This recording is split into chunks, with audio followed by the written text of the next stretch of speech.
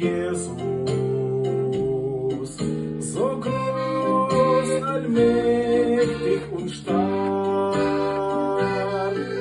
mein Gott, mein Herr und König,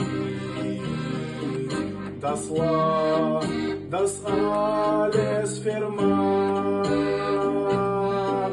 das Lamm, das alles vermag. Du bringst das Licht des Lebens, in dir erfüllt sich mein Traum. Dein Tod am Kreuz war ich vergeben, du lässt die Gnade mich schauen, du lässt die Gnade mich schauen.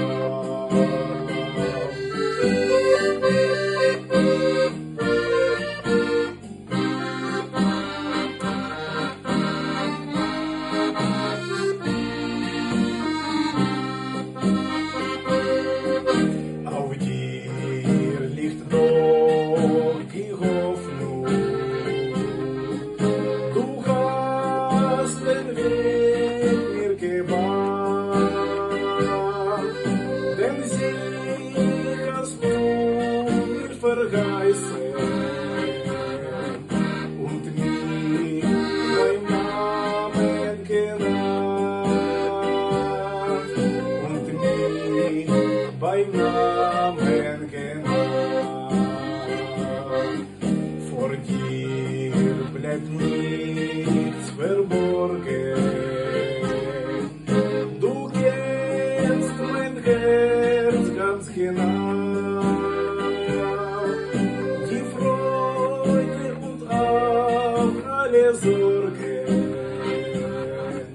darf ich dir stets anvertrauen, darf ich dir stets anvertrauen.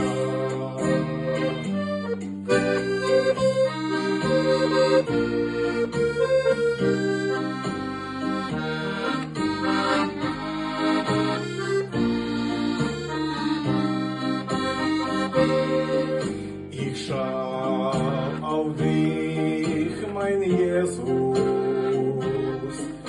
so groß, allmächtig und stark,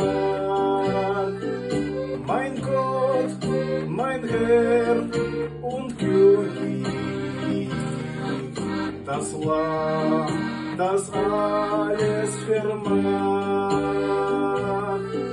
das Lamm, das alles vermag.